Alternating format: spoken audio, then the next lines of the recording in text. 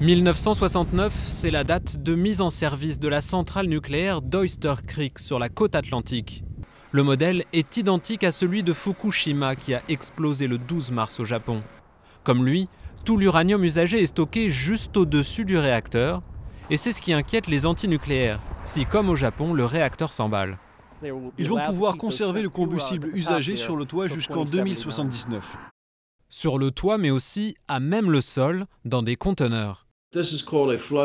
Nous sommes en pleine zone inondable. Ces conteneurs sont seulement à 1,50 m au-dessus du sol. Donc avec une montée des eaux à plus de 2 mètres, ils seraient inondés. Tous les déchets radioactifs des 104 réacteurs américains devaient être enterrés au milieu du désert du Nevada. Mais sous pression de l'opposition locale, Barack Obama a tout annulé. Chaque centrale a donc été autorisée à conserver ses déchets nucléaires 60 ans au lieu de 30 ans. Nous estimons aujourd'hui que ce stockage peut avoir lieu de façon sécurisée dans le système existant. Mais les explosions à Fukushima pourraient forcer la main des autorités américaines. Ce groupe d'écologistes estime avoir déjà engrangé une première victoire. Un juge fédéral vient de demander au régulateur nucléaire de justifier le renouvellement de la licence d'Oyster Creek en citant explicitement l'explosion de la centrale japonaise.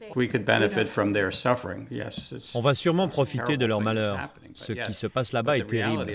Mais la réalité, c'est que ce modèle de réacteur est très mal conçu. Il y en a 23 dans ce pays et encore d'autres dans le reste du monde.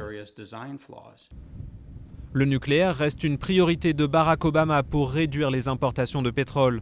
31 projets de réacteurs sont en attente. Mais après l'accident japonais, il lui faudra convaincre une opinion publique de plus en plus réticente.